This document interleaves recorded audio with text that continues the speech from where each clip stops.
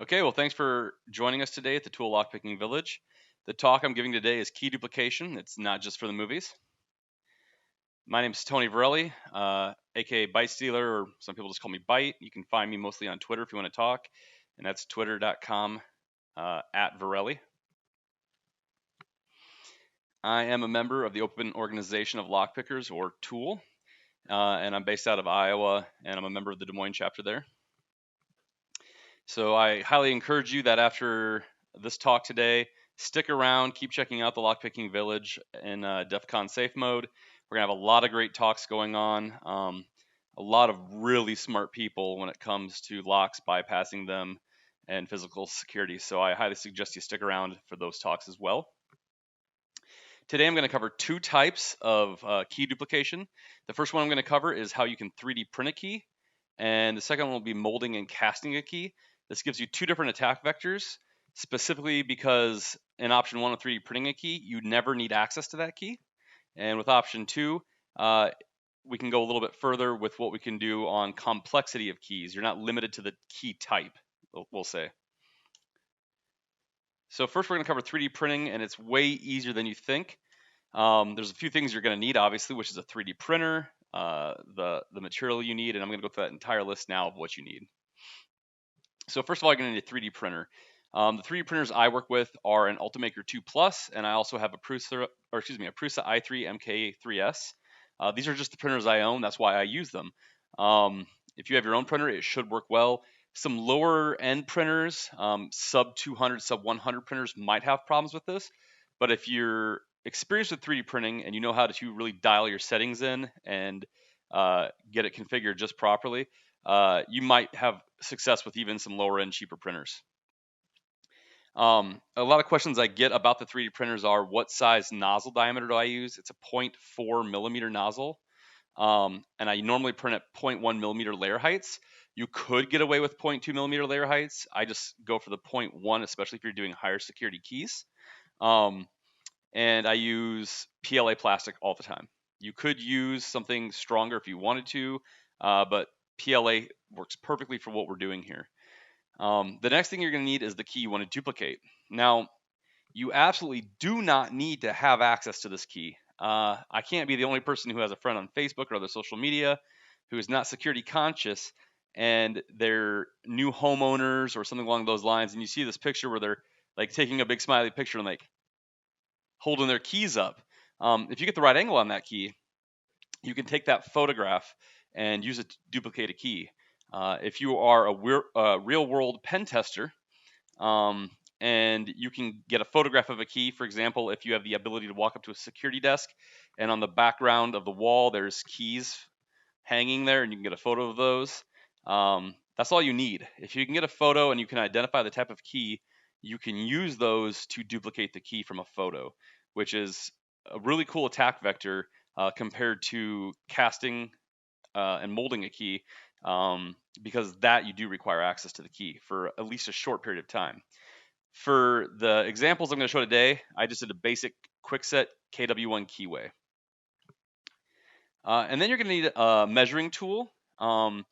This isn't 100% necessary, but it makes life a lot easier, which is a key gauge. If you have physical access to that key, a key gauge lets you very quickly just move the key through the key gauge to get the bitting depths, the cut depths of that key. So you can quickly just know, okay, that's a 1, that's a 2, that's a 3, so on and so forth, depending on your key type. When you're working with photos of a key, though, you're going to need a pair of calipers. Calipers make your life super simple. You can get a cheap pair for like $20 or less off Amazon.com. And digital calipers are, I prefer digital calipers because they just read off very quickly. And then if you're going to do photos, I highly suggest taking a look at Deviant Olaf's GitHub repository. He has a repository called Decoding. And on here, he has photographs for all these different key measurements. If you look on the screen, you can see just a couple like American, Master, Quickset, Schlage, Sargent, EL. A ton of them are up there. It's a very awesome resource for decoding keys. Here's an example of a Quickset one he has. It shows the entire key from tip to bow, and on that it shows the spacing you need for the cuts, and then on the bottom right hand side it shows the depths you need to make for each of the depths. So one depth is 8.36 millimeters, so on and so forth, all the way across. So it's very cool that you can use this for a reference.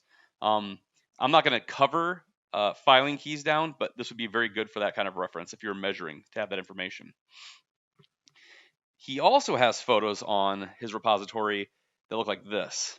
And where these come in use is when you have a photo of a key.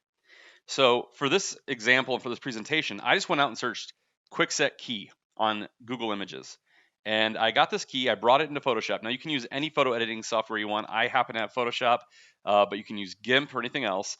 And what you do is you bring the picture in of the key, and then you cut out the key profile for the most part, and you scale it down to be to fit on the photo here that you get from his repository.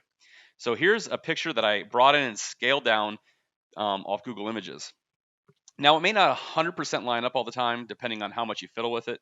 But the good news is that it doesn't have to be that precise to get a basic idea of your depths. So if you start at the bow of the key, what someone might call the back or the handle, and we work our way to the tip of the key, we can see here that the first depth cut is about a 7. Now, I don't see the line for the 7, but I can see it's shorter than the 6. So it's easy for me to assume that's a 7 cut. And if I move to the next cut there, we can see that that's a 5 cut. The one next to it's a 5 cut. We jump up to a 4 cut, and then we go back down to a 5 cut. So we have the code for this, which is 75545. This is a horribly bitted key, except for that far back deep cut on the 7. But now that I have this information, what can I do with this? This is a great way to get a photo and get the depth cuts, but how do I take this and model a key? So a lot of people don't have the skill or ability to sit there and get the warding cut into a key and the proper size, height, and all this, the right angles. That would take a lot of work in using something like Fusion 360, AutoCAD, SolidWorks, whatever you want to use. Well, that's where a great talk that I believe happened at DEFCON 21 occurred. In the credits, I'll have a link to that talk that's on YouTube, I believe, and all the people who are part of that talk. But it was something along the lines of key duplication and defeating high security Primus locks. And the people who created that created a software called Keygen, and they launched a website called keygen.co. This website is absolutely amazing. In your type, you select the type of key you're working with. Your outline might be like if it's a 5-pin, a 6-pin, 7-pin, whatever, master lock, padlock, a 4-pin. And then your warding type, depending on which key you're using, might have a different warding. And then using the previous slide where you figured out the cuts, like a 75545, you just simply enter that number combination into the bidding and hit generate, and this generates an STL file. For those of you not familiar with 3D printing, an STL file is the base file you use as your 3D model to generate your 3D prints. So here's a quick video demo of me using the site. This is not the key I showed you previously, it's just a demo real quick, but this is a quickset. On quickset, they only have the KW1 keyway and warding. And this is a bidding I entered for a test key I have for an actual lock I own. It's 25363. I hit generate. It takes a couple seconds here, and then it generates this beautiful 3D render of the key. I mean, they even have the end of the key to match what it would actually look like on the key. You hit download STL. It downloads this STL file to your computer. And then I open this up real quick in Windows 3D File Viewer. They call it Print 3D. And this is just a basic idea of how it imports. It's an absolute perfect replication of a quickset key. At the time, I was printing this on an Ultimaker 2 Plus, and the slicer software I use for that is called Cura. If you don't know what a slicer software is, it's a software that takes into 3D printers print on layers. This slices that software, or it slices the STL file into layers so that the 3D printer can print. Now, I don't print vertically like this because it makes it very unstable and weak, and it wobbles as it prints. So the first thing I do is I rotate it flat down to the bed. And in this preview, you're going to see this big ring around the outside. That's called a brim. It just helps bed adhesion. When I actually go to print it, I don't use that brim. I do print with supports depending on the warding, but for the most point, you don't need to use even supports on that. So here's just a quick time lapse. I'll probably skip ahead. I'm not going to watch the whole thing on this, of my Ultimaker printing that exact key we just showed modeled. So if you're not familiar with 3D printing, this is just a quick overview of what that looks like.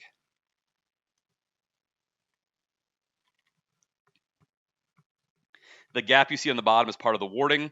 I didn't do supports on this one because I didn't need them.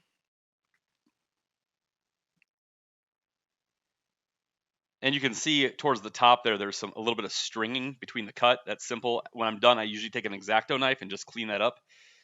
It doesn't really affect a quick little cut with an X-Acto knife. Cleans up any stringing or weird little print artifacts that you may receive on the print. So this gives you the general idea. We don't need to watch the whole print. On average, this print takes between 10 to 15 minutes, depending on your printer. But it takes about 10 to 15 minutes to knock out an entire key print. So this is the quickset lock I modeled, or that I modeled the key off of. This is the key I printed. You can see I stopped it early. That's why it's cut off on top. I insert it in, and it turns the key, or it turns the lock, opens the lock. One thing to keep in mind here is that this is a deadbolt. And this deadbolt is not attached to the actual bolt, right? So a 3D printed key will twist this open because there's no resistance from the bolt having to be slid forward and backwards. One thing I could suggest if you're worried about snapping the key off in a lock is you can either use a tension wrench at the bottom, trim a little bit off the bottom of the 3D printed key with an X-Acto knife and slide a thin tension wrench in, or a small screwdriver to assist the turn. Because when you actually throw a bolt, you're going to have a lot more weight behind it, and it's going to be a little more difficult to turn, and you don't want to bend or snap a 3D plastic key off inside the deadbolt lock. So that's just something to keep in mind. So I had this key, but what now? I have a 3D printed key. 3D printed keys are not durable. They will not last. So I was walking through my local hardware store, mine's Menards, and I saw the Key Me machine. And I'm not going to get into how much I hate this company and the ridiculous security options they offer. And by ridiculous, I mean they don't have them. So I had printed 2 keys on this machine. And what this is if you have a key, it'll duplicate your key for you unmanned. And you can see I'm entering, this is a Schlage. It's a totally different key. I was testing at another time. It was a white filament. And we assume they use optics to scan this key for depths. And it misread the key. You'll see here in a second that it misread the first key, thinking it was something that it's not.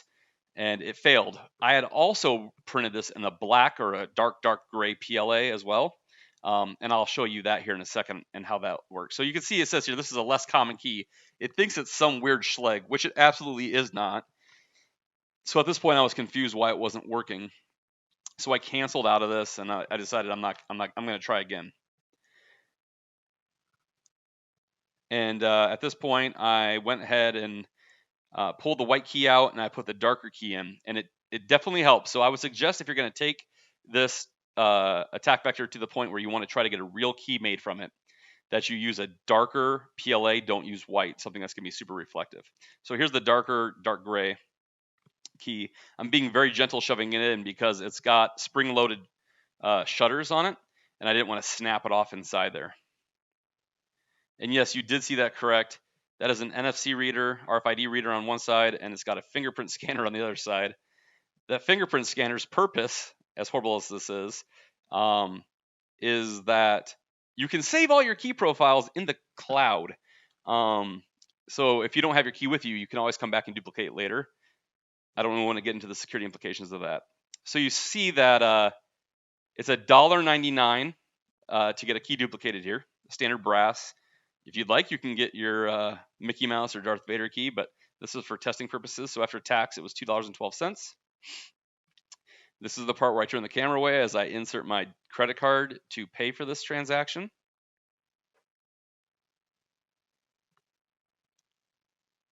Sorry, this video is a bit of a lengthy video because it took me a minute.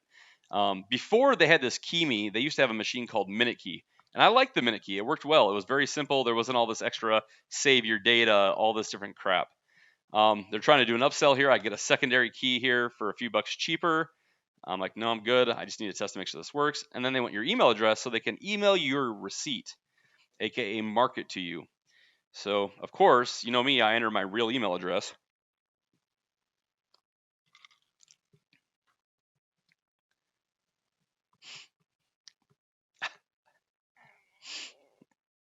And they want to know if you want to save your key for later. That's where the fingerprint comes in. Hell no. Moving on. So it starts going down this path where it starts updating you. So here's the concept. You have a 3D printed key that is not durable. However, I can take a 3D printed key, go to an unmanned key duplication system in the very back of a hardware store that is in my local town, and I can duplicate this key. Now you saw it does have the ability to do higher security keys than your standard Schlegs or quicksets or less common keys, we'll call it. To do that, though, they do ask for a mailing address because they cut it and then they mail it to you. So that's something to keep in mind as well. But if you have a standard Schleg, a standard quickset, or other master lock standard keys that are what this company considers common, it's going to cut this key in front of you and then dispense it out from the machine. And again, I have to definitely apologize the time of this video. The other thing is it says that it does have an Android and iOS app that it can scan your keys in home. I have not tested this, but I'm planning on it, where I'm wondering if I'm able to just set my key down on a desk and the app will scan it. So I'm going to be testing that in the future because if you could do that, if you had access to a physical key, you'd be set. Okay, so the key's done cutting. You can see it does an absolutely horrid job. You can see little pieces of flashing sticking off where it cut it. But nonetheless, you now have a real physical metal duplicated brass key of something you just 3D printed, which is awesome. So that concludes the 3D printing and cutting a key. Like I said, it's very simple. The hardest part is, well, let me rephrase that. If you have access to the key, this is dead simple. You get the measurements with the key gauge, you type it into keygen.co, you spit out an STL file and you print it, and you're done. You have a 3D printed key. You can take that to an unmanned key duplication, because if you go to a hardware store and ask a real person to cut this key, you might get a weird look. I'm considering trying that just to see what happens, if they'll even do it.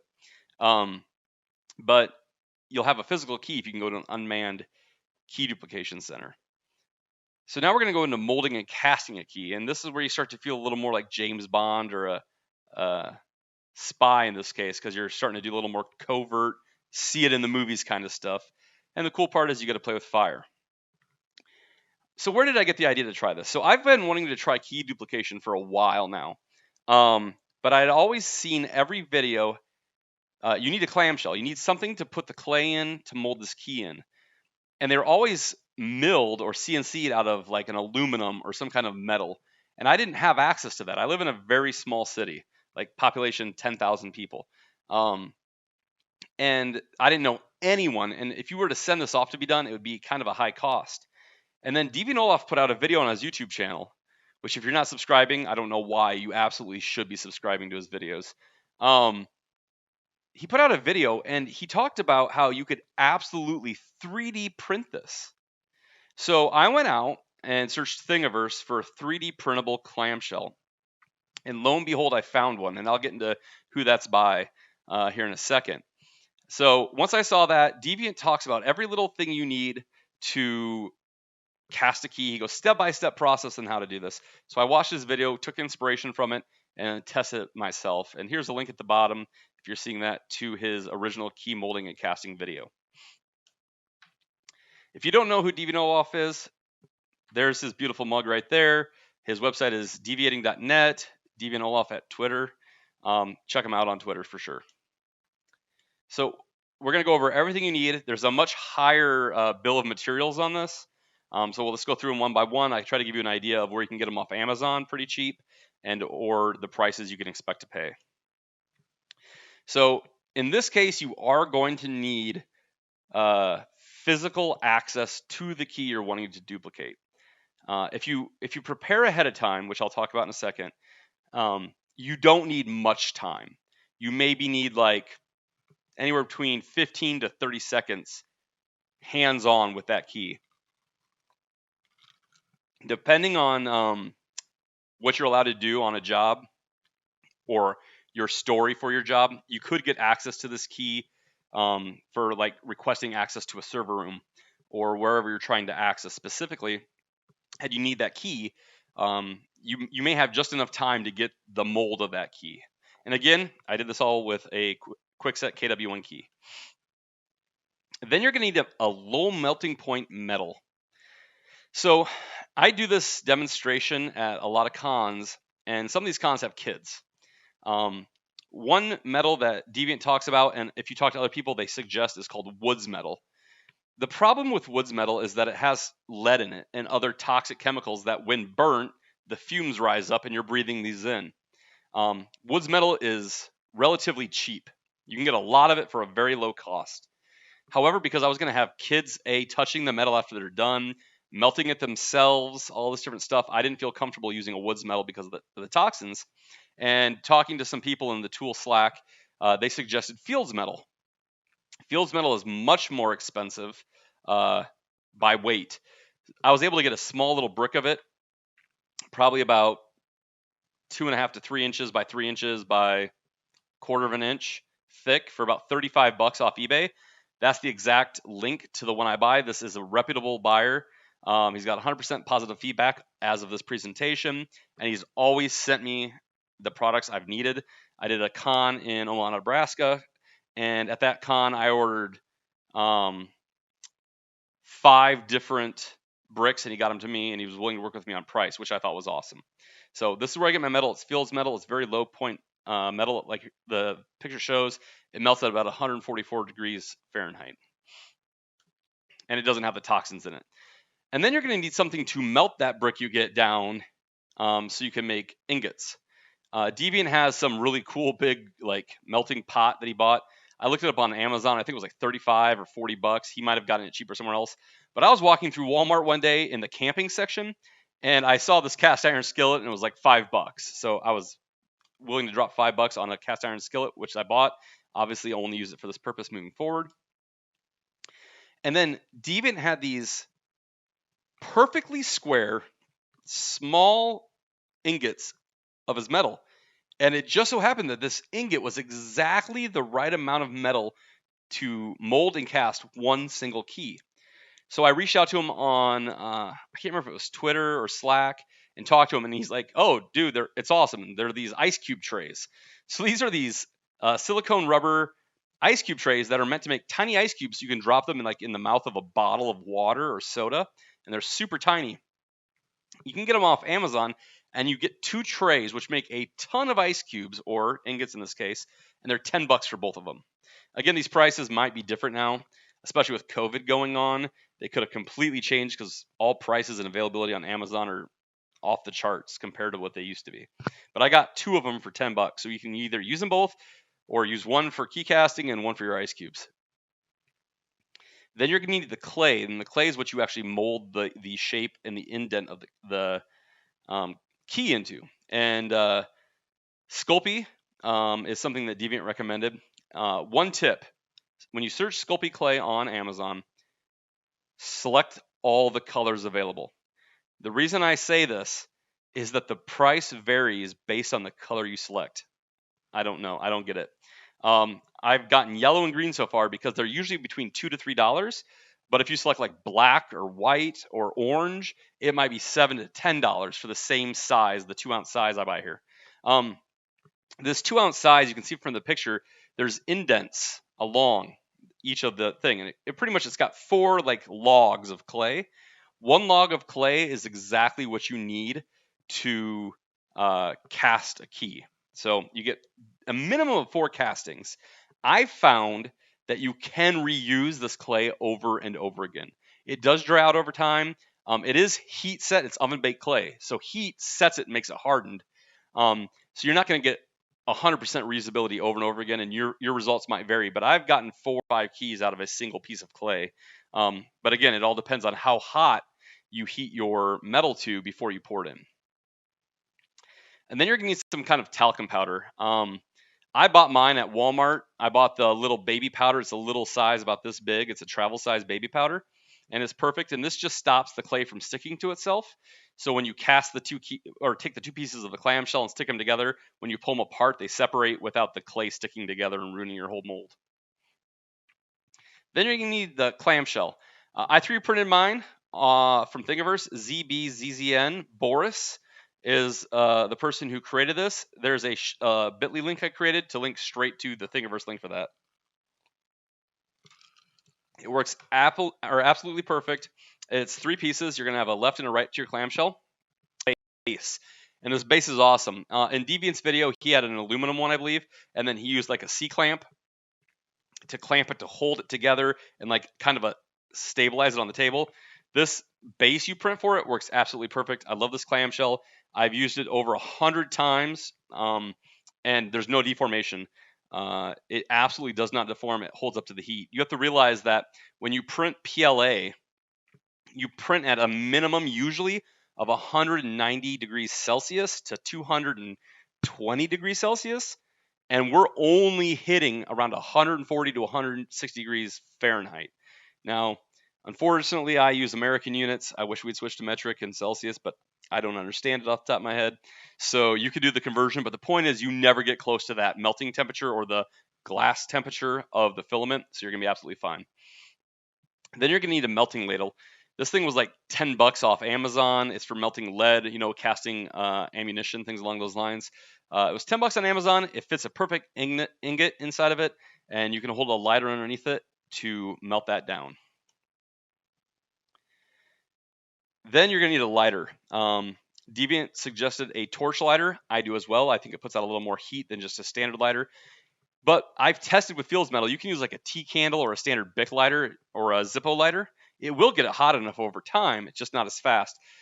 If you're like me and you like a cigar every now and again, I already own a cigar lighter. I bought this one off Amazon for $15 like years ago for the purpose of actually having cigars. It just so happened to work perfectly for this situation as well. So this is a video of me trying not to upset my wife. This is the $5 cast iron skillet I bought from Walmart with the brick of metal, of Fields Metal I bought off of eBay. And I'm slowly just melting it down inside this pan. I make a very noob mistake here. Do not make my mistake. I took a kebab skewer and I was making sure it was fully melted. And kind of stirring it around to make sure there was no more chunks of metal, that it was 100% completely melted on my stove. And then to make sure, I, like an idiot, swirl it around in the pan like you would with butter if you're about to fry a steak. And what I do is I just coat my entire pan with Fields Metal. So I lost a bit of metal because of that. But like I said, I'm not using this pan for anything but melting Fields Metal in the future. So it works perfectly. I put the wax paper underneath the ice cube tray in case I spilt. That's the only person I have that there. If I didn't overspill, it would land on the wax paper and not my stove, and my wife would still love me. So I quickly just pour this in here. And you can see that I got a whole bunch of full cube pours and then a whole bunch of random ones. And then you can see the cubes it makes. I think I got about 16 cubes out of that one piece of metal. So that's enough for 16 keys. One note, when I poured into this ice cube tray, it doesn't fully fill all the cubes. So what I did is I popped them all out. Anything that was a full cube, I set aside. Anything that was a partial cube, I took into my melting ladle. I melted it down, all the little fragments, little pieces, and then I slowly poured them in cube by cube until I got a full ingot for each one. So that's just a little pointer there. So now we're going to switch to demo time, aka time to play with fire. Don't try this at home, or if you do, just don't blame me if you get hurt. I highly suggest you try this at home. Full disclosure, I've had this demo pre-recorded for a time because it's one of those things that with COVID going on, I've done a lot of virtual conferences. And with a virtual conference, it's just difficult to plan ahead. So I pre-recorded the actual demonstration of this video. So you're going to see here the background's going to change. My hat you won't see my face. It's going to be all on table kind of thing, but you're going to see the whole demonstration. So we're going to do that demonstration, and then I'll come back right after that. Enjoy. Okay, so I'm going to get started with my demo here. I'm going to go over what I have here on the table. So some of the things you're going to need. The first thing is a clamshell. This is what we're going to use to actually mold the key. This is actually 3D printed. It's fully available for free download off thingiverse.com. And I'll try to make sure the links are available. They're definitely available in the slides, which I'll also make available to everybody. So we have the main clamshell and the base. The base is pretty much so you don't have to hold this as you're pouring molten metal into it. It just lets you freehand it. Speaking of pouring molten metal, the next thing we have here is a ladle, and this is a lead ladle. You could use this for pouring lead, but it works perfectly for what we're doing. So we'll be pouring the metal into the clamshell like that. The next thing we're going to need is some sculpting clay. This is Sculpty. It's like a few bucks on Amazon for this package. This package is pre-split into 4 different bars, and you just need 1 bar is exactly perfect to fill this mold. You rip that 1 bar in half and you fill each half of the mold. It works perfect. You're going to need some baby powder, some talcum powder. I buy this nice little jar or nice little bottle from Walmart. It's like $1 something, just because it's small and convenient. And I travel with all this stuff in this like pencil bag I found one time at Walmart during school shopping time. It's like $1, $2 for this zipper bag, and it holds everything I need. You're gonna need a lighter. I suggest a torch or a cigar lighter. This is a cigar lighter. You can't really see the flame on camera, I'm guessing, but that's what that is. And then I also have the metal. So there's different kinds of metals you can use for this. A very common, popular one is called woods metal. The problem with woods metal is that it contains lead, so it's toxic. The fumes it puts off are toxic. So I would highly suggest against it if you're going to be doing this around kids or in the public. For your own use, that's up to you. You decide if that's okay with you. This is Fields metal. Fields metal is non-toxic. I get mine off Amazon, and it's like $35 for a brick. And 1 brick makes pretty much enough to fill this little sleeve here. So about 16 little cubes, which you saw in the previous video that I made, melting it into a pan and then pouring it in this mini ice cube tray. So let's get into molding an actual key. So I have this lock. It's a quick set lock, and here's the key for that lock. Works perfect. So this is the key we're going to mold. So to get started, I'm going to move some stuff out of the way here. First thing I'm going to do is get my clamshell opened up and laid flat in front of me. And I'm going to open my clay. Now I try to open this nicely so that I can kind of wrap it back in the clay later. That's only because I'm doing it for demo purposes. This doesn't really matter. I've actually 3D printed a holder for this clay just because I like to be organized with my stuff, especially in 3D printing. So if you look at this again, you can see that there's, it's hard, maybe hard to see, but you can see that how there's these lines that pre-cuts it into these bars.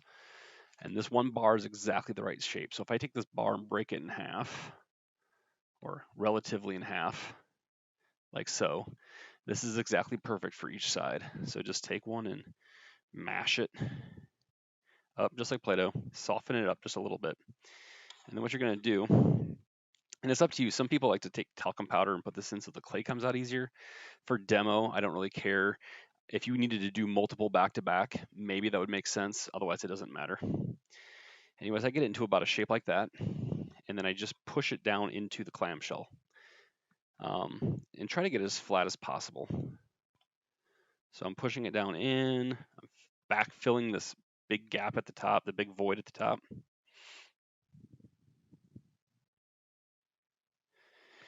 And you want it to be as level with the top of this as possible. You don't want a big bulge of clay sticking up because it won't give you a good mold. It'll wrap around the key, which you do not want.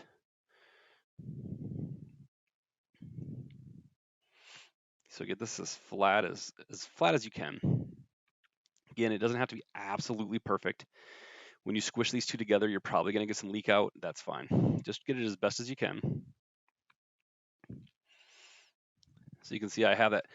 It's pretty level. It's hard to see on camera, but it's pretty level. Now this part, you're going to want to depress this down in like so to create a well, because you need some place to pour the molten metal into. So I'm creating like this lip that I can bend backwards, and it's just this well, because the top of the key doesn't need to be molded. That's not important. So pretty much you do this again and just repeat it on the other side. So I'm gonna take the clay and again soften it up by squishing it.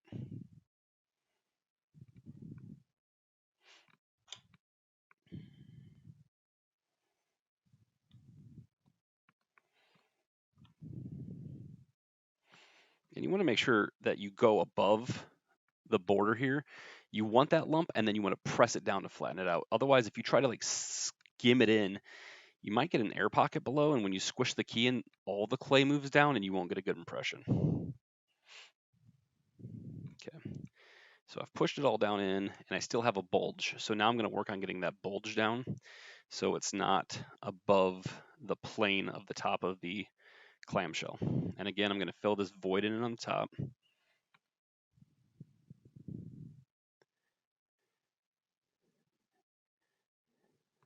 People have asked me if the color of clay matters. It doesn't.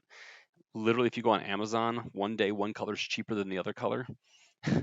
So sometimes you'll see this in yellow, sometimes you'll see it in green, black, red, blue, it doesn't matter. It is literally just whatever's the cheapest I buy, because why pay $8 or $5 for red when green is $1.99? So, okay, so I have that pretty well in there. I'm gonna check to make sure I don't have it too low. And I think I'm good. Now I'm just gonna, again, create that well on the top with my thumb, squishing it back.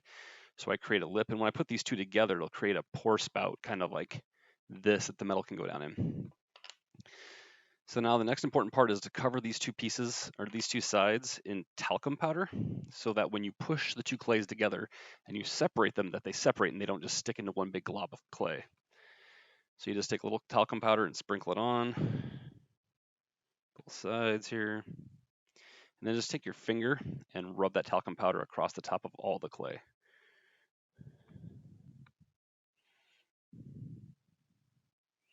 Just like that.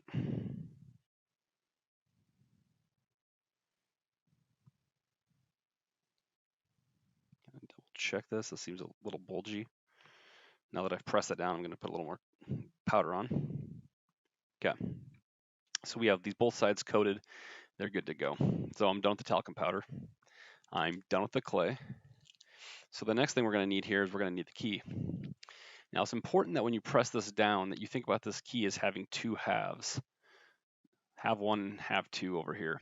You don't want to shove the whole key down 100% into one side. You want to push it down about halfway on one side so that when you put the other clamshell on top, half the keys on one clamshell and half the keys on the other side of the clamshell. So to start with, I'm just going to place this in here so that the bow of the key, which is right here, is make sure that that's in thick clay, not in the well. So I want it down far enough that we're good there. Okay. And then I'm going to press down and rock it back and forth, just trying to get it down about halfway in. And just lean in and check on it. Make sure you're about halfway in all the way around. So now you can see the key stuck in halfway there. Now the next thing to do is take this clamshell, place it on top, and then squeeze these two pieces together. Now it's suggested that you stand on this, which I'm not going to do because you're not going to see it anyways. So I'm just going to place my hands down on the table and press. You want to get a nice firm pressure on this, and just stand on it and put some weight on it a second. Give it a second for the clay to move out of the way for the key to come in. Because remember, you have the warding and all the parts of the key that you need to get up in. Okay, that should be good. Now, you want to carefully open this, separate them apart. Don't rock it back and forth because you're going to mess up the clay. Just try to get it apart as cleanly as possible, like so. And we have a pretty decent impression over here. It looks like the key sunk in a lot on this side, so I'm hoping this all turns out well. But you saw how the clay came apart without sticking. That's because we used the talcum powder. So I'm going to bend this lip back. And I'm going to use the true method of flicking the key out. The reason we do this is we want to get it out as fast as possible, because if you lift it up, it can cause the tip of the key to dig into it. So we want to get it out as fast as possible. So there, it's out. It shot across the room, but that's fine. So where do we go from here? So the next step to do is we're going to go ahead and take these two pieces of clamshell, we're going to put them back together. And now we have a void. Now I'm going to open up these lips on the top to make sure that I can see down into where we're about to pour, which I can see fine. So I'm going to place that into this holder. And this does two things. One, it keeps these two pieces tight together. And two, it makes it so I don't have to hold this in my hands as I pour molten metal over it. And if I bump it or miss, I'm not going to end up with melted metal all over my hands. So The next step I'm going to do is I'm going to take out 1 cube of my Fields metal. And again, this metal is meant to melt at very low melting points. So a candle or a lighter works fine. And 1 cube is almost absolutely perfect for your average key. So like a standard Schlage key or Kwikset key. So I'm going to drop this in the end of the ladle, like so. And I'm going to try to do my best here to let you see this melt and how fast it goes, but it's going to be kind of hard to do. So we'll do our best here.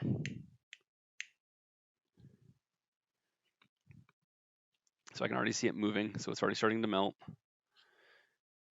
And as soon as the metal below it starts melting, and you get a little bit of liquid metal, that metal heats up the rest of the cube and it melts really quickly. So there it goes. So now I got to kind of look at it here to verify. So it just hit completely liquid. I'm going to go a little bit longer to make sure it doesn't start solidifying on me quite yet. There we go. We're good to go. And now we just pour this metal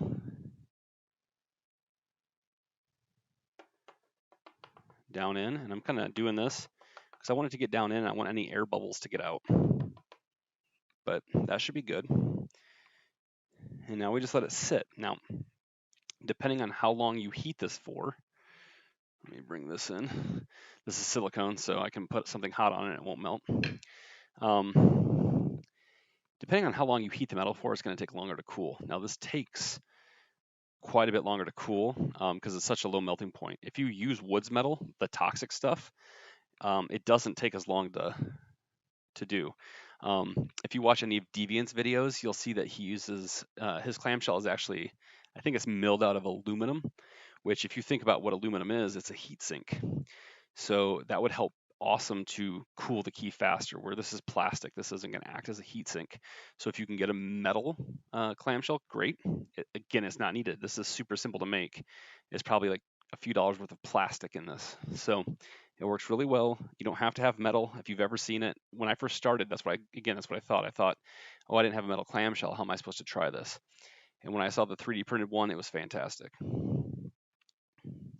So I'm watching the top, I'm kind of shaking it, and I can see that the center is starting to solidify, but the sides are still jiggly, and I wish I could tip this to show you, but if I do that, metal might run out. So it doesn't have to be cooled down to take it out, but it does need to be solidified. So we're gonna finish letting this go here. I'm just tapping it, and pretty much what I'm looking for is if the metal's still kind of jello-y on top, or you can see liquid still. And as soon as I don't see that anymore, then I'm pretty sure we're good to go. So there's just a few little spots that are still like that down in here. We're very close now. Some very, very small spots still jiggling, which means they're cooling off. And if you open this too early and it's not solidified down, you're going to have molten metal just running out. So better to be safe than sorry.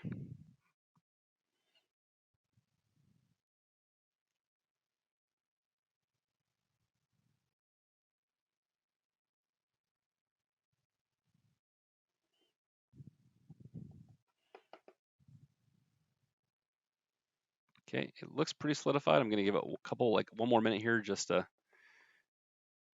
cool off a little bit to guarantee it's good all the way down. And when we pull this out, you may or may not see some gaps, some air gaps. That's fine. The key can still work. The important part obviously is the bitting of the key and the warding. But if there's holes in the warding, we're fine. If there's holes in the bitting, then we have problems because there might make a dip where it won't lift the pins to the proper height. Okay, I think we're good. So I'm going to go ahead and take the base off this. Okay, and then we're going to split this open. And it looks like we have a good casting. So let's see, well, got to keep it in the light so you can see it here. So there's the key. And you can see we don't have the entire top of the head. We have just enough though that we can grab onto it and turn it. And we can see all the key in here. We can see the warding. So let's go ahead and peel this out. So we got a little clay on the tip. That's not a big deal. Just pull it off. So you can see there's a lot of flashing around here and stuff like that. But again, none of this matters. And if that bothers you, it's so thin and soft. Just bend it back. Okay. Now we have a little bit of flashing, it looks like, around this bitting area. But again, I'm not overly concerned with that because of the way the cut is. I can just kind of bend that flashing out of the way. So I think we're completely good to go here. So now it's the moment of truth, because demos fail. What's new? So let's place it into the lock. It goes into the lock. That's good news. Now we'll open the lock. There it goes. So there was that little bit of flashing. So when I first started turning it, it caught, but as soon as I turned, that flashing bent out of the way and we're good to go. So now we have a fully working duplicate of that key. So like when we talked about with 3D printing of this key is very bendable. It's very soft. But I can take a pair of calipers, or again, I can take the key depth measurement guide here. Let's see, quick set. Where'd you go? There. And I can take this now. I can get the measurements from this on my own time because I have a duplicate of this key now. Take my own time to get my measurements. I could 3D print this key and take this to a KeyMe or a key duplication, unmanned key duplication machine, and have a permanent copy of this key forever. If you only need to get it once or twice, this will work. Again, this will last for a while. So I'm making a mess, but like that, it'll work perfectly. However, I want to show that this key is soft, so I'm going to bend it here just to show you. That doesn't take a lot of power to bend that. You can see that's a completely bent key now. But if I lay it on a table and I flatten it back out, we should be good to go. Let me just test it. Yep, we still get an open. So that is duplicating key with casting a key and melting metal in casting it in clay. So let me flip back to my other screen here and we'll continue on. Okay, so time to give some credit here. So first of all, we have the keygen.co. There's the GitHub repository for that. And below that is the talk I specifically mentioned earlier, where keygen.co came from. It was from DEFCON 21, key decoding and duplication attacks for the Schlage Primus high security lock. There's a link to the YouTube video of that talk. And that was done by David Lawrence, Eric Van Albert, and Robert Johnson. Big shout out to them. I believe the tool is also available as just a Python script you can download and run locally, so you don't need to rely on their website. The website's just super quick and easy. Obviously, I have to give a massive shout out to Deviant Olaf. I didn't think I could do key duplication before I saw his video. After watching that video, he gave an in-depth, very, very detailed way of how to do key duplication. And the fact that he mentioned you could use 3D printed clamshells is what even sent me down this path. So check out his website and check out his Twitter. And then the link below that is the original key molding and casting video. And again, a big shout out to Boris for the 3D printed clamshell that he makes freely available to the world on Thingiverse. If you go back in the slides, you will definitely see the link to that. So I want to thank you guys for letting me talk to you today about key duplication.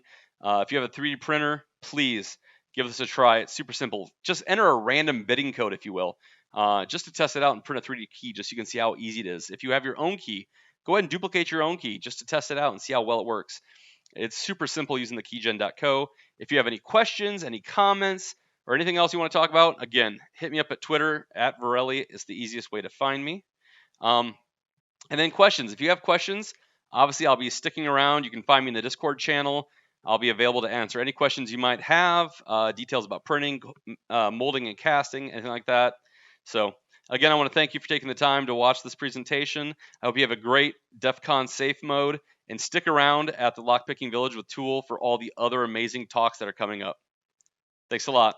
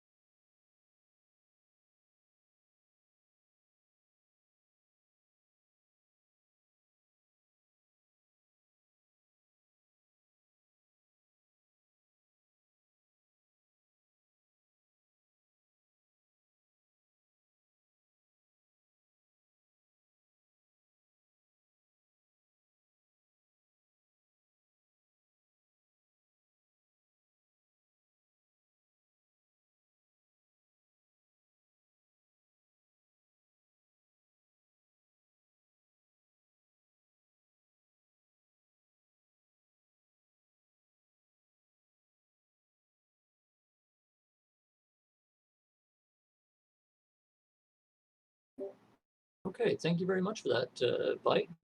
Yeah.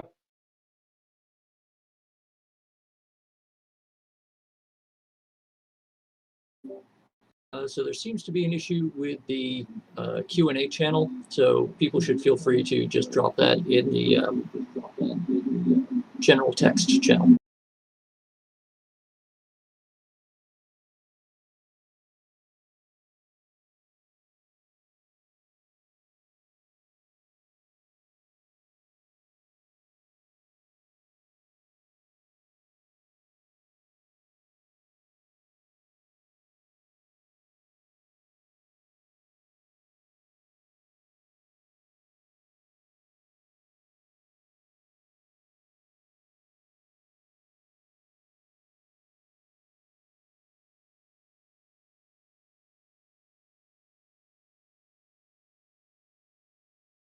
So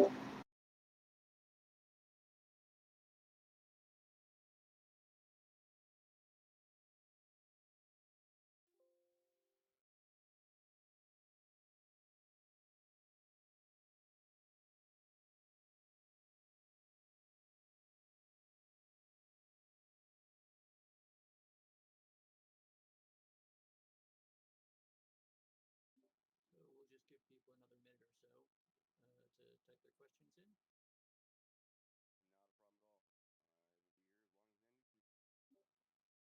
Okay, so actually we have a question from Carbon. Says, thanks for the talk, super interesting. Does the clamshell accommodate so-called security keys? So yeah, the clamshell will accommodate security keys. It's actually long enough to do a 7-pin key as well. But yeah, if you're talking like Medicos or Schlage Everest, those are a little harder just due to the fact of the clay getting into the second row of pin or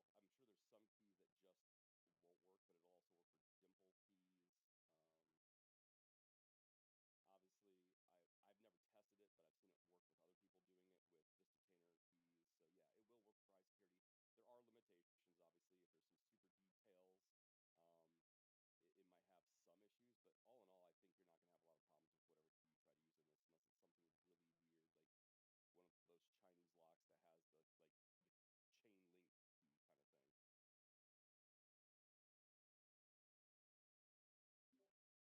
it does work. So yeah, it will. I'm sure there's some keys that just won't work, but it'll also work for dimple keys. Obviously, I've never tested it, but I've seen it work with other people doing it with just retainer keys.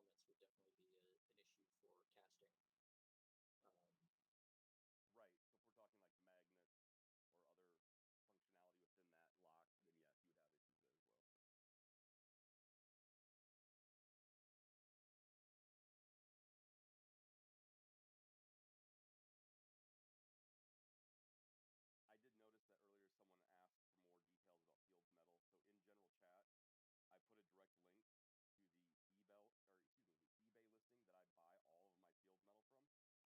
the chain link key kind of thing. Okay, yeah. Keys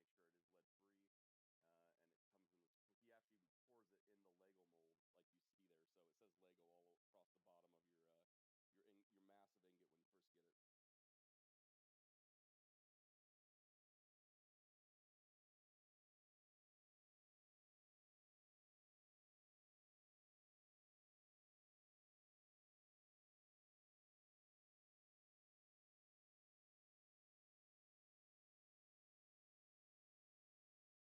Right. So if we're talking like magnets or other functionality within that lock, then yes, you would have issues there as well. I did notice that earlier someone asked for more details about Fields Metal. So in general chat, I put a direct link to the eBay listing that I buy all of my Fields Metal from. It's highly reputable. I've tested it to make sure it is lead free, and it comes in this. He actually pours it in the Lego mold like you see there, so it says Lego all across the bottom of your massive ingot when you first get it. Very good. Okay, so we did actually have a comment come in from YouTube. Pocket Woman made a comment about the potential security issues of storing your keys through KeyMe or a similar computerized system like that. I don't know if you have any comments or information you might have about that. Yeah. So I did a little research after this. So what you have to imagine is when your key goes in, the idea is that you're going to get a unique identifier to that key, that will be saved in the cloud database. I can't confirm nor deny. I don't know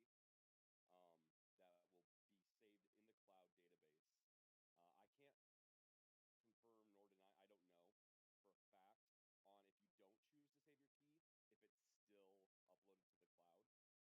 I assume it is solely for analytical data for them on their end in marketing, to see what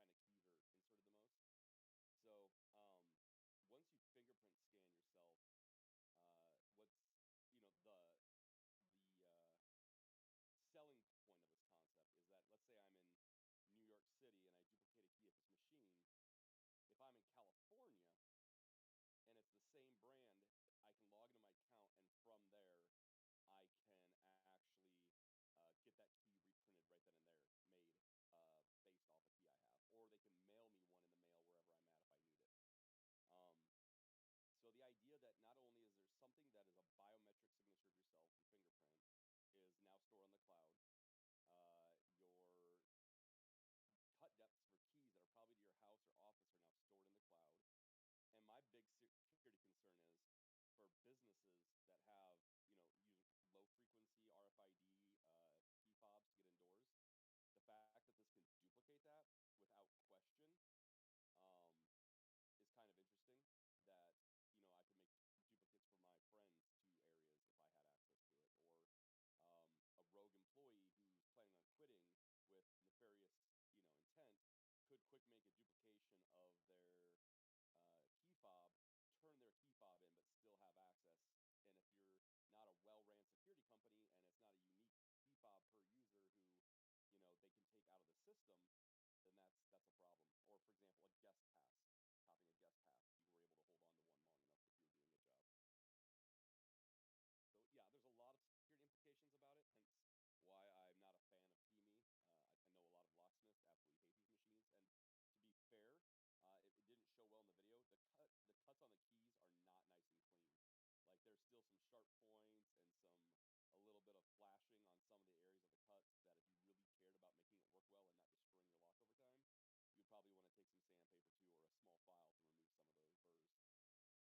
or a small file to remove some of those burrs. All very good points. Yeah, so we'll give people just another minute or two to submit questions. While we're waiting, I just want to say thank you very much for taking the time to do this live Q&A.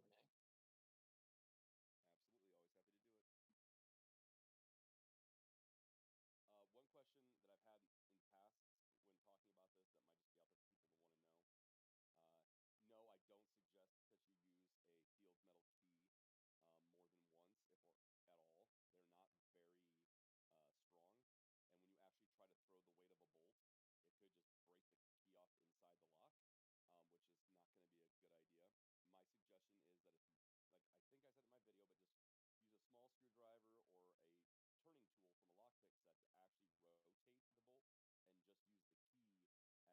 I don't suggest that you use a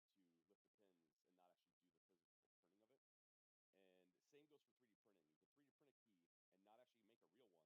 They're not very strong, and when you actually try to throw the weight of a bolt, it could just break the key off inside the lock, which is not going to be a good idea. My suggestion is that if you, like I think I said in my video, but just use a small screwdriver or a turning tool from a lockpick set to actually rotate the bolt, and just use the key as the code to lift the pins and not actually do the physical turning of it. And same goes for 3D printing. You can 3D print a key and not actually make a real one. And it's actually easier with 3D printing because you can take an X-Acto knife and cut off a section of the bottom of the key so that you can fit a really thin, small tension tool down below to do the turning of the bolt. So yeah, I always try to get to a real key at some point, a brass key at some point. But if you're doing on-the-job testing and you just need this quick, I would always suggest that. And I'm assuming if you're doing on-the-job testing at this level, you at least have a basic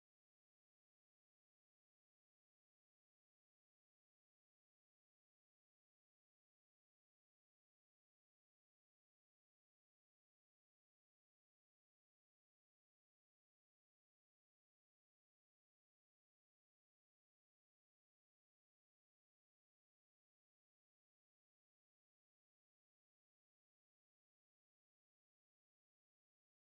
we're pretty much out of time. So again, thank you very much, and hopefully everyone enjoys the rest of the village. Okay, thanks a lot for having me. I'll see you guys later.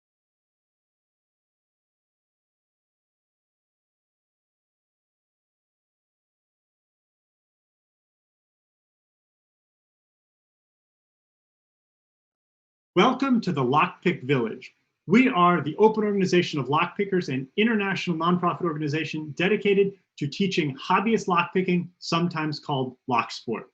This is the TOOOL Introduction to Lockpicking talk, where we will teach you real lockpicking over the course of the next 20 to 25 minutes.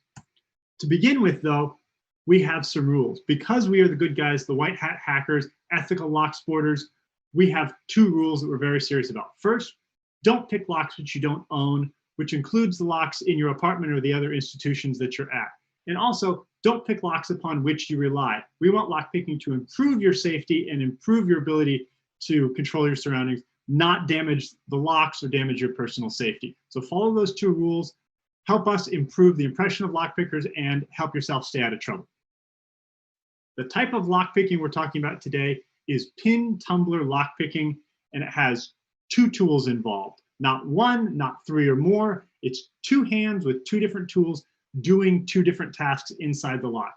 In Hollywood, you'll see them stick any old thing, a piece of chewing gum, a pen inside the lock, and what do you know? It just falls open. In the real world, though, picking this type of lock takes 2 different tools with 2 different tasks. I show you this slide here so that you can see it at least once right before we talk about how it's actually done. As for the type of lock, that pin tumbler lock, well, that's the famous lock profile that you've seen just about every day if you're in North America and many places outside North America. Whether you see that shape in a deadbolt or a padlock, or any time that you see that familiar curvy shape, that's the pin tumbler lock. And since about 1865, it has been what we mean when we say lock in North America.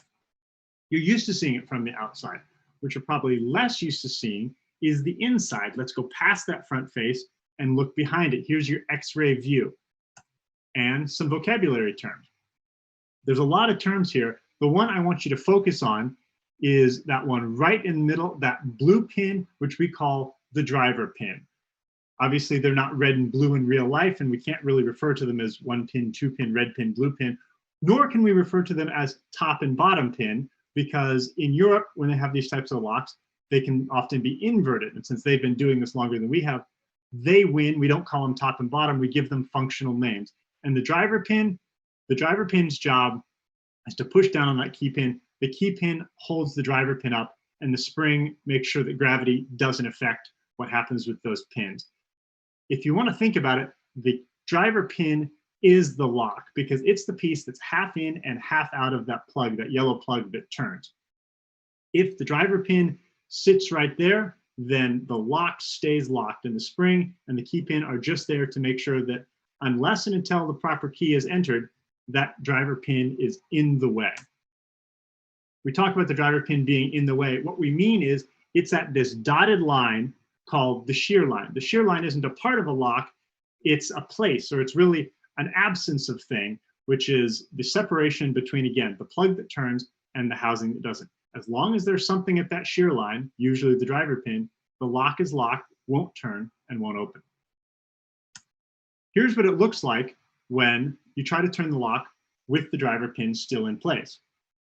It wobbles a little bit, but it doesn't open. Think of that driver pin as saying, no, no, still no, try again, I'm locked. The way to change that is with a key. All the key's job is to displace, fill up that space so that the key pin rises up, which in turn pushes the driver pin up. And as soon as the driver pin is past that shear line and there is nothing at the shear line, i.e. the key pin is all the way in and the driver pin is all the way out, there's nothing blocking the plug can turn and the lock can open. If you take multiple driver pins, multiple key pins, and multiple springs, and you all put those in a lock body, you have a real, honest to goodness, bought it at the hardware store lock. This is the lock at rest. A few things you'll notice about it. First, the driver pins are all in line at the shear line, and they're all identical. Also, the springs are all identical. Up here, even though they look like they're different sizes, they're just doing what springs do in filling up space. The key pins are where the difference comes in. Key pins, some are short, some are tall. That's where the variation lock to lock comes from. And by definition, the key for that lock is the reciprocal of each of those key pins. Notice that the pins don't fall all the way down to the bottom of the lock because there's a hole. The hole that each pin is drilled into is just the right size to make sure that even though this area down here looks like it's just empty space, it's actually a little notch so that the pins don't fall all the way down to the bottom and that there's room for the key. Now, if you have the right key for the lock, it slides in, you'll watch the driver pins go up and down, the key pins go up and down, and when it's finished, there's a nice clear shear line. You pull the key back out, everything returns to its resting state, and the lock is locked again. One more time, the springs give way, and then they push everything back down to its resting state, to its new resting state with a clear shear line. If you have a key that is almost right, you have a lock that is almost locked. In this case, this key is right in the first position, third, fourth, and fifth position, but the second position, it doesn't lift the key pin quite high enough, which means the driver pin isn't lifted quite high enough, and there is still one driver pin at the shear line. This lock is almost open, but almost is not good enough. It's still locked. You can have the alternate problem, where now we have a key that is cut a little too high in that second position, which means it's pushed that key pin up above the shear line. Key pins are just as happy as driver pins to block the shear line and prevent that lock from opening. But of course, where we're going, we don't need keys. So if you came here just to learn about keys, then you can go, you know everything there is to know about pin tumbler keys. If you want to learn about lockpicking, then kick your brain into overdrive, because this is the complicated part here. In a perfect world, lockpicking would not be possible. Now, that wouldn't be a perfect world for all of us that love teaching lockpicking and love doing lockpicking. But when I say a perfect world, I mean mathematically perfect, where things roll off the production line exactly the way they were designed. Here is a schematic view of a lock. We've taken that plug and we've taken all the springs, key pins, and driver pins out of it, and we're just looking at the holes that they go into. You'll notice that those holes are perfectly in line, which means when you try to give that plug a turn after you filled it with springs, driver pins, and key pins, each one of those driver pins that is right on the shear line, every single one of them says together and in unison, no, stop, go no further, the right key isn't in here, this lock will remain locked. And they agree on that. And that would be great if such a lock existed, because it would be unpickable. Reason being, the only way to open the lock would be to lift each and every one to the right height at the right time. And if you can do that, then you have what's called a key. In the real world, however, no lock is perfect. So what you see here is the downsides of mass production. Cheap locks, not bad locks, just inexpensive locks built with different priorities in mind, cost effectiveness being one of them. So here you see the chipping, the marring, the misalignments, the rusting that comes from a real world piece of equipment. As a result, if you put key pins into it, then you'll see that they don't all align. In fact, up here at the top, the holes have drifted fairly far to the left, and down here at the bottom, the holes have begun to drift to the right. Of these 1, 2, 3, 4, 5, 6 pins, only about one of them is in the center where it's intended to be. All the rest of them wobble a little bit. So here's what it looks like in the real world. We've taken this plug again, and we've redrawn it to be schematic of what you'd see in a real lock in the real world that was manufactured off a real manufacturing line. And you'll see that all the holes are still there, but now they wander a little bit. We put this dotted line here to make it a little bit more obvious. And you can see that the 1, 2, 3, 4th pin here is the most out of line. If they are not perfectly in line, then by definition, one of them has to be the most out of line. In this case, in this particular example of a lock, it's the 4th pin that is the furthest to the right, which means if we were to give that plug a turn, well, it wouldn't open because it's not that bad, but what it would do is it would stop on the one and only one driver pin that is actually in the way, which is the one furthest to the right. So you can think of it as 5 pins, but now instead of agreeing whether the lock should stay closed, 4 of them are silent. They don't even notice the plug is being turned. One and only one of them is saying, stop, go no further. In other words, you've paid for 5 pins worth of security, and you're only getting this 1 pin worth of security right now because of manufacturing tolerances in the lock. So it stands to reason that if this is the one and only 1 pin that is blocking your progress, if you could reach inside the lock with some sort of lock pick and lift up on that key pin, it would lift up on the driver pin. And if you manage to get that driver pin above the shear line, then nothing would be stopping the lock from turning, and it would turn. How far would it turn? Not a lot, just until it stopped at the next pin that was in the way. On this diagram, it might be the first one. You have to figure that out for yourself, lock by lock, pin by pin. Remember, these are not intentional. These are manufacturing defects or manufacturing tolerances, but that's the nature of hacking. Given an inch or given a fraction of a millimeter, we will take a mile. This allows us to pick each pin individually using only one lockpick. So let's go look back at that attempt without a key. If you turn the plug turns a little bit and then stops on that driver pin. We call that the binding pin.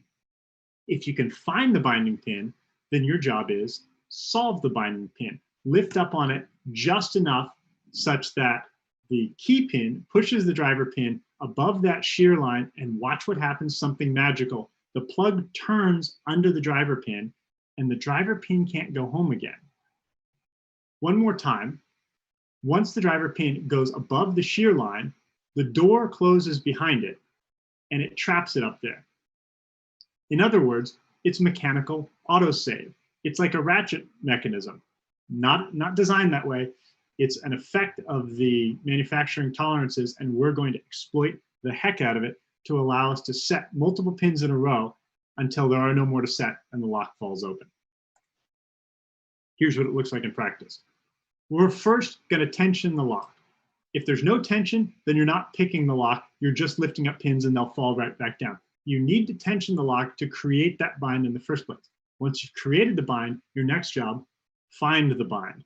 Go through the pins sequentially, lift up on each one till you find one that has a little bit of a grind, crunch, creak, something, anything other than the squishiness that says it's not the binding pin, it's just the spring.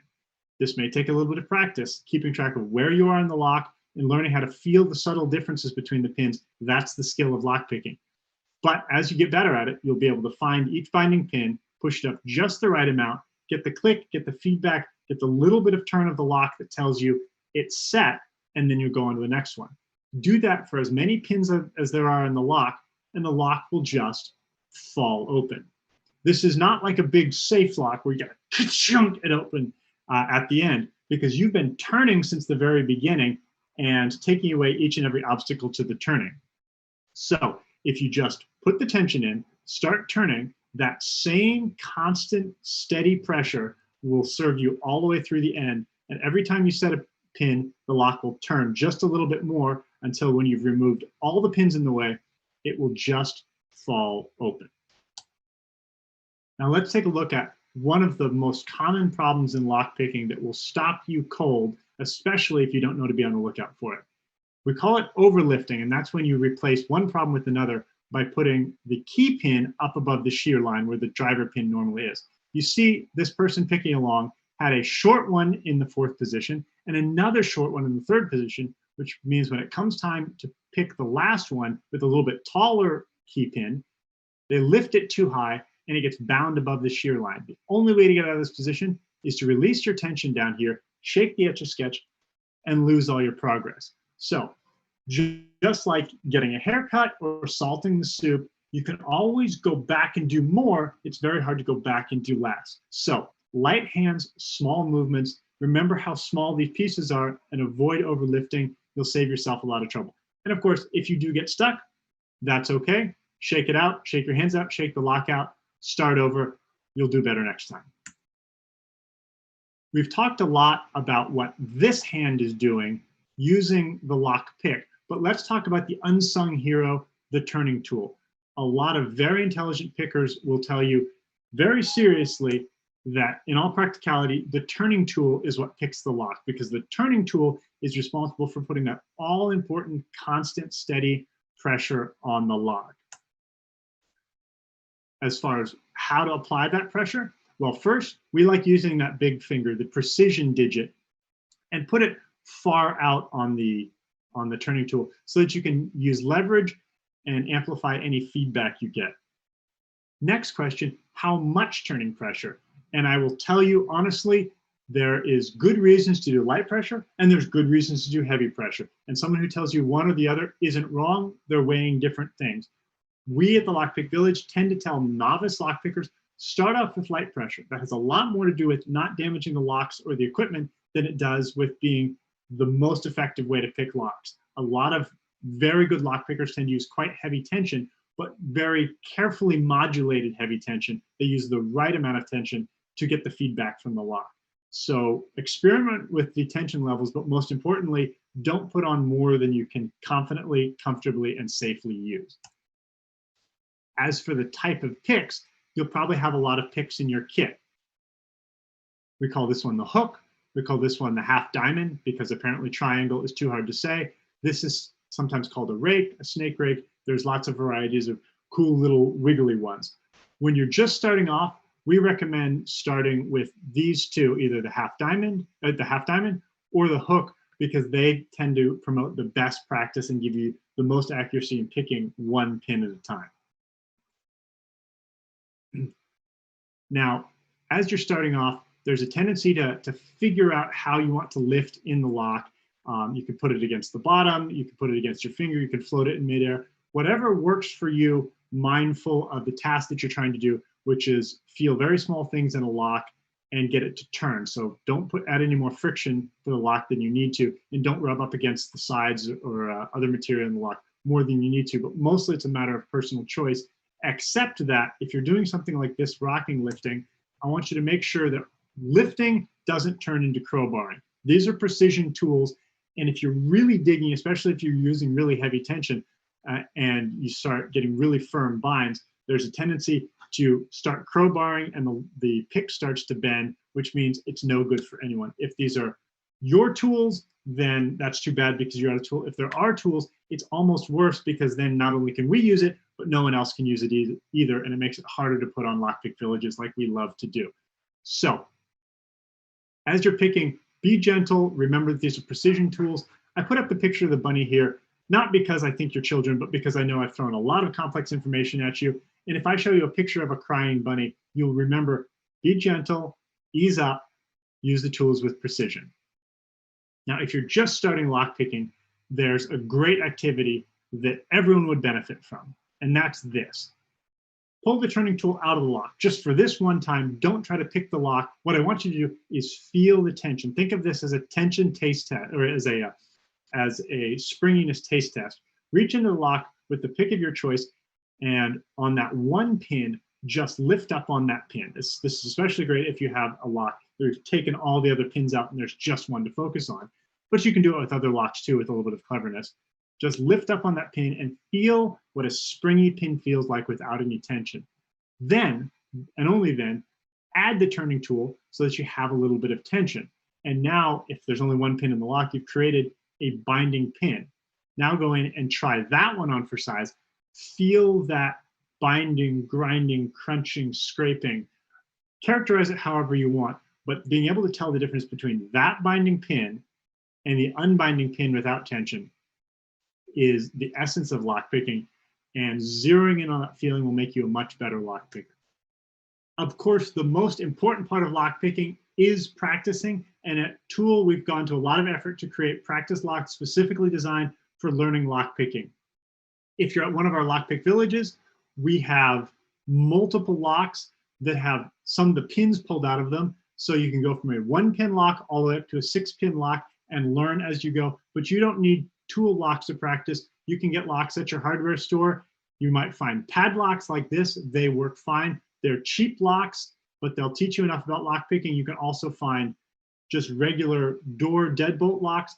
It doesn't matter what type of locks that you get, as long as you sit down with them, you practice with them, and you have enough of them that you have the variety, so you're not learning how to pick a particular lock, you're learning how to pick locks in general. Because you're at home, I wanted to run you through some frequently asked questions that we often hear see if we can get you set up on the right path. Preston, how do you hold the lock? What we like to do is turn the lock so the top part is deep in the web of your hand, and then you can close these two knuckles here over the lock. Holds it fairly gently but securely, and then if you stick out that index finger, the turning tool will just rest right against that index finger, giving you the right amount of pressure. How do I hold the pick? Well, think of it like a scalpel. This is a surgical tool, so hold it like a scalpel. That pencil grip works great. This one doesn't work so good because you've got a little bit too much grip, and people tend to start digging too hard. And then, of course, holding it like a shiv is right out. That's dangerous and weird. Avoid that. And if you happen to have locks that are out of their housing so that you can see the back of the lock, which people don't typically see, we want to make sure that you know that the pick goes in this part, this shiny silver front. If you can see the back that looks like that, that's the wrong end of the lock. Go in the front. You'll have a lot more luck. Now, lockpicking, not supposed to be easy. This is new. This is a skill-based exercise that evolution has done nothing to prepare you to. So I want to make sure that as you're doing this, be nice to yourself. Relax. If you want to have a beer, talk to somebody. That's all part of the fun. That's what we do when we're doing tool meetups. We sit around, we chat with each other, we relax, we have fun with it.